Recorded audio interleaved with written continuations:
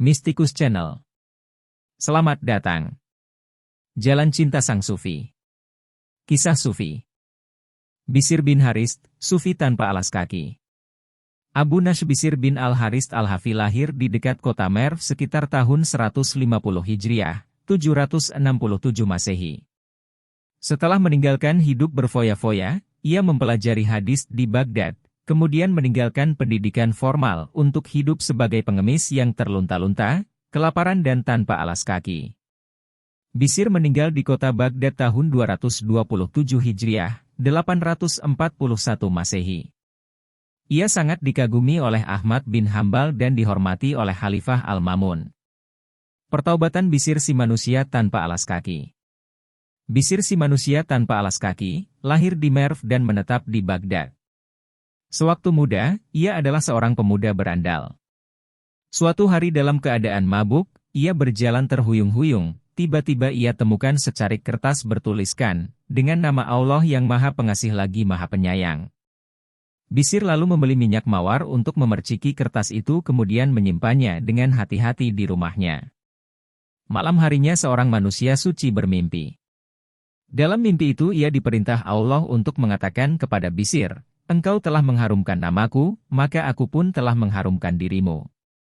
Engkau telah memuliakan namaku, maka aku pun telah memuliakan dirimu. Engkau telah mensucikan namaku, maka aku pun telah mensucikan dirimu. Demi kebesaranku, niscaya kuharumkan namamu, baik di dunia maupun di akhirat nanti."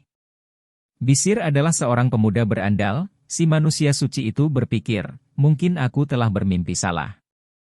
Oleh karena itu ia pun bersuci, sholat kemudian tidur kembali, namun tetap saja mendatangkan mimpi yang sama.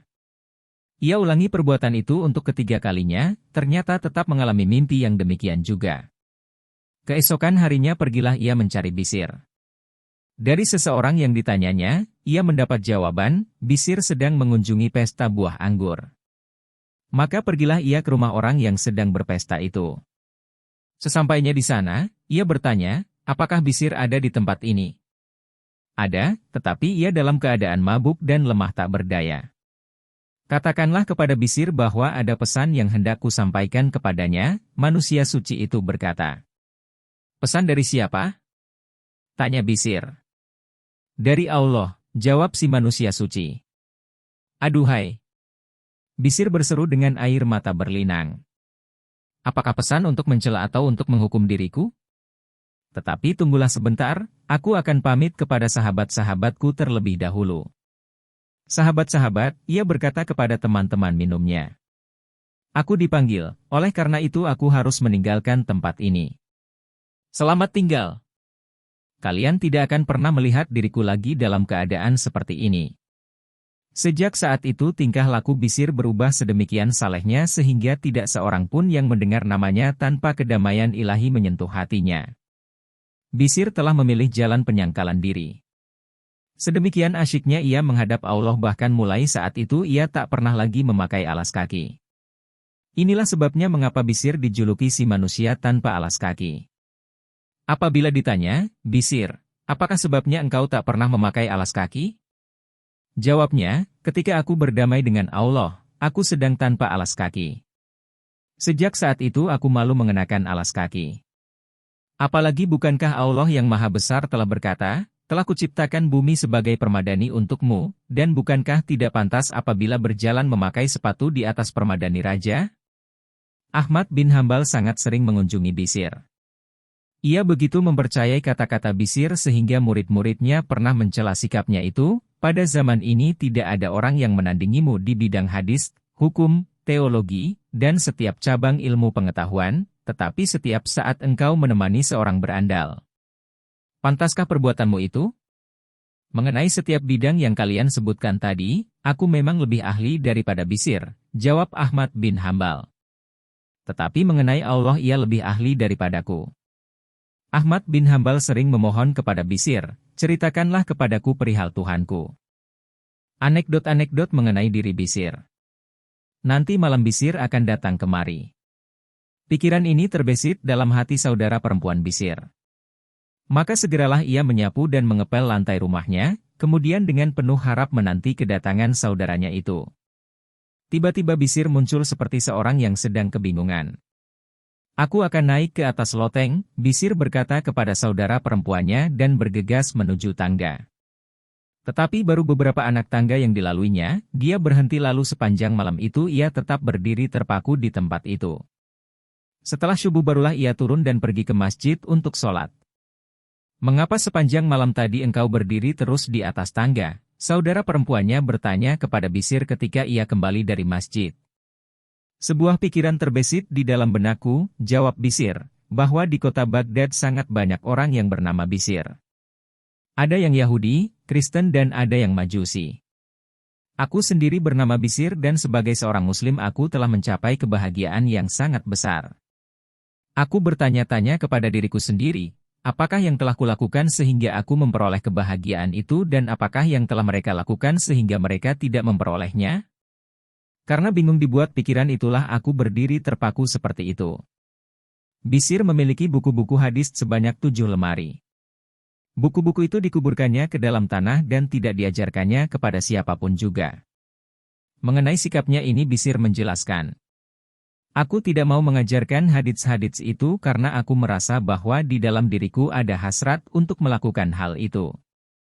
Tetapi seandainya aku mempunyai hasrat berdiam diri, niscaya hadits-hadits itu akan kuajarkan. Selama 40 tahun Bisir sangat menginginkan daging panggang tetapi ia tidak mempunyai uang untuk membelinya. Bertahun-tahun ia menginginkan makan kacang buncis tetapi tak sedikit pun ada yang dimakannya. Ia tidak pernah meminum air dari saluran yang ada pemiliknya. Salah seorang dari tokoh-tokoh suci berkisah mengenai Bisir, suatu hari aku bersama Bisir. Cuaca terasa dingin sekali, tetapi kulihat Bisir tidak memakai pakaian dan tubuhnya menggigil kedinginan. Abu Nashr, tegurku, dalam cuaca dingin seperti ini orang-orang melapisi pakaian mereka, tetapi engkau malah melepaskannya. Aku teringat kepada orang-orang miskin, jawab Bisir. Aku tidak mempunyai uang untuk menolong mereka, oleh karena itulah aku ingin turut merasakan penderitaan mereka. Ahmad bin Ibrahim menuturkan, Bisir berkata kepadaku, sampaikanlah kepada Makruf bahwa aku akan mengunjungi setelah aku selesai sholat. Pesan itu kusampaikan kepada Makruf. Kemudian aku dan Makruf menantikan dia. Tetapi setelah kami selesai mengerjakan sholat duhur, Bisir belum juga datang. Ketika kami mengerjakan sholat asyar, ia belum juga kelihatan. Begitu pula halnya setelah kami sholat isyak. Maha besar Allah, aku berkata dalam hati, apakah seorang manusia seperti Bisir masih suka memungkiri janji? Sungguh keterlaluan. Aku masih mengharap-harap kedatangan Bisir, waktu itu kami sedang berada di pintu masjid. Tidak lama kemudian tampaklah Bisir dengan mengepit sebuah sajadah berjalan ke arah kami. Begitu sampai di sungai Tigris, Bisir langsung menyeberanginya dengan berjalan di atas air. Ia lalu menghampiri kami. Bisir dan Makruf berbincang-bincang sepanjang malam. Setelah subuh barulah Bisir meninggalkan tempat itu dan seperti ketika dia datang, sungai itu diseberanginya dengan berjalan di atas permukaannya.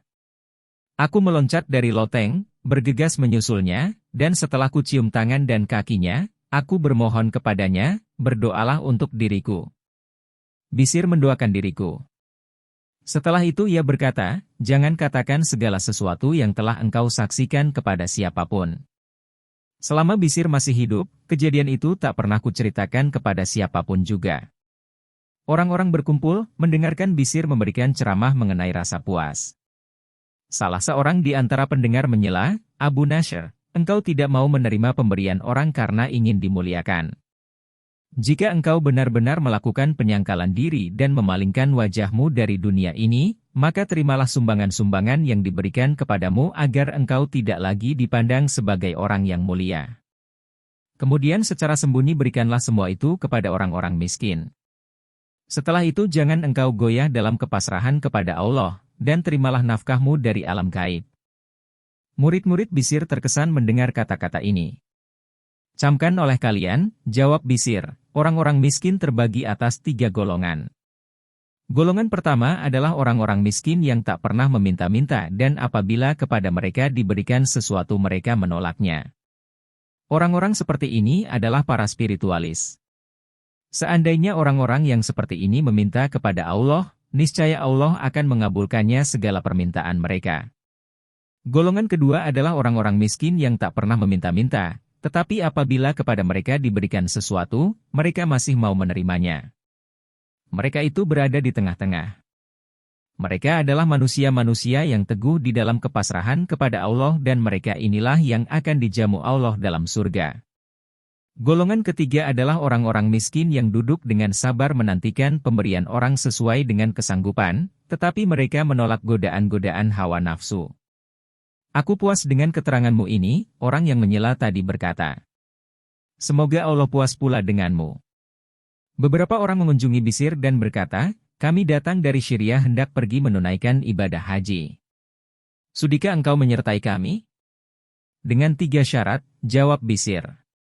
Yang pertama, kita tidak akan membawa perbekalan, kedua, kita tidak meminta belas kasihan orang di dalam perjalanan, dan ketiga, jika orang-orang memberikan sesuatu, kita tidak boleh menerimanya. Pergi tanpa perbekalan dan tidak meminta-minta di dalam perjalanan, dapat kami terima, jawab mereka, tetapi apabila orang lain memberikan sesuatu, mengapa kita tidak boleh menerimanya? Sebenarnya kalian tidak memasrahkan diri kepada Allah tetapi kepada perbekalan yang kalian bawa, cela Bishr kepada mereka.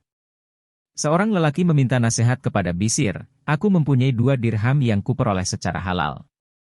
Aku ingin pergi menunaikan ibadah haji. Apakah engkau hendak pergi bersenang-senang? Tanya Bishr. Jika engkau benar-benar berniat untuk menyenangkan Allah, maka lunasilah hutang seseorang, atau berikan uang itu kepada anak yatim atau kepada orang yang butuh pertolongan. Kelapangan yang diberikan kepada jiwa seorang muslim lebih disukai Allah daripada 1000 kali menunaikan ibadah haji. Walau demikian, aku lebih suka jika uang ini kupergunakan untuk menunaikan ibadah haji, lelaki itu menjawab. Ya, karena engkau telah memperolehnya dengan cara-cara yang tidak halal, jawab Bishr, maka engkau tidak akan merasa tenang sebelum menghabiskannya dengan cara-cara yang tidak benar. Bishr berkisah, pada suatu ketika, di dalam mimpi aku berjumpa dengan Nabi. Beliau berkata kepadaku, Bishr, tahukah engkau mengapa Allah telah memilihmu di antara manusia-manusia yang semasa denganmu? Dan tahukah engkau mengapa Allah memuliakanmu? Aku tidak tahu ya Rasulullah, jawabku. Karena engkau telah mengikuti sunnahku, memuliakan orang-orang yang saleh, memberi nasihat-nasihat yang baik kepada saudara-saudaramu, dan mencintai aku dan keluargaku, Nabi menjelaskan, karena alasan-alasan itulah Allah telah mengangkatmu ke dalam golongan orang-orang yang saleh. Bishr berkisah pula sebagai berikut. Suatu malam aku bermimpi bertemu dengan Ali. Aku berkata kepadanya, berilah aku sebuah petuah. Alangkah baik belas kasih yang diperlihatkan orang-orang kaya kepada orang-orang miskin, semata-mata untuk mendapatkan pahala dari Yang Maha Pengasih. Tetapi yang lebih baik adalah keengganan orang-orang miskin untuk menerima pemberian orang-orang kaya karena percaya kemurahan Sang Pencipta alam semesta, jawab Ali. Bishr sedang terbaring menantikan ajalnya. Seseorang datang dan mengeluh tentang nasibnya yang malang. Bishr melepaskan dan memberikan pakaiannya kepada lelaki itu, kemudian mengenakan sebuah pakaian yang dipinjamnya dari seorang sahabat. Dengan mengenakan pakaian pinjaman itulah ia berpindah ke alam baka. Diriwayatkan bahwa selama Bishr masih hidup, tidak ada keledai yang membuang kotorannya di jalan-jalan kota Baghdad karena menghormati Bishr yang berjalan tanpa alas kaki. Pada suatu malam seorang lelaki melihat keledai yang dibawanya membuang kotoran di atas jalan. Maka berserulah ia, wahai Bishr. Mendengar seruan itu orang-orang pun pergi menyelidiki. Ternyata kata-katanya itu terbukti kebenarannya. Lalu kepadanya ditanyakan bagaimana ia bisa tahu bahwa Bishr telah meninggal dunia. Karena selama Bishr masih hidup, tak pernah ada kotoran keledai terlihat di jalan-jalan kota Baghdad. Tadi aku melihat bahwa kenyataan itu telah berubah, maka tahulah aku bahwa Bishr telah tiada. Jika Anda menyukai Mistikus Channel silahkan like, komen, share dan subscribe serta nyalakan tanda lonceng untuk mengikuti update terbaru. Terima kasih.